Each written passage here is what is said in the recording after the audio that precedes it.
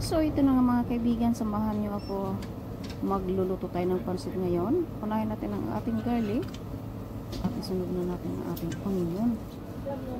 Ayan, halu-haluin lang natin. Pagkatapos po nyan, ating ilalagay ang ating chicken liver natin pinakuluan kanina sa ginger at saka sa bawang para matanggal ang amoy. Ilalagay din natin ang ating carrots. Ayan, gisa-gisahin lang natin yan sa magkasama. At of course, lagyan natin siya ng ating fresh broccoli para naiiba ang ating pancit for today. Ayan, lagyan natin ng ating tubig at ang ating pangpalasa na oyster sauce. Since wala akong magic sarap, kadalasan oyster sauce ang ating gamit. So, ayan. At para hindi na rin marami ang asin. Ayan, halu-haluin lang natin siya. At huwag natin pakalutuin masyado kasi mas matagal po natin yan. Lutuin mamaya. Lagyan natin ng asin at saka black pepper. Ayan. Magburan pa natin siya ng konti. At halu-haluin. Ayan mga kaibigan. Tapos lalagyan natin siya ng dark soya.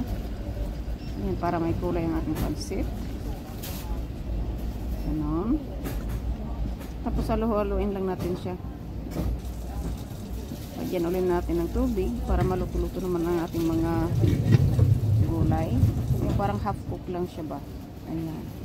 Pag umpisa niya magkulo, tanggalin natin yung takip, ilagyan na natin yung ating kanton kasi medyo mas matagal ang kanton lutuin. Ayan. Parang ayaw pa magkasya sa ating kawali. Lagyan natin siya ng tubig. Ayan. Tapos haluin lang natin ito hanggang sa ano na siya, hanggang maluto, lumambot. Ganon. So ayan na po ang itsura ng ating kanton. Ngayon naman lagyan na ulit natin ng tubig kasi matakaw sa tubig ang ating kanton. Ayan, nilagyan ko siya ng tubig at haluin na lang ulit natin siya kasi lalagyan po natin siya ng bihon. Ayan ang ating bihon. Hindi ko siya binabad sa tubig kasi hindi man ako nagmamadali. So ayan, pakahalu-haluin lang natin siya. Medyo matagal-tagal din ito. Ayan. Ayan, tapos na ang ating pansit. Kaya mga kaibigan, kain na po tayo. Kain na. Salamat sa inyong mga panonood. Mag-ingat-ingat po ang lahat. Have a nice Friday everyone. Ingat, see you in my next video. Thanks for watching. Bye.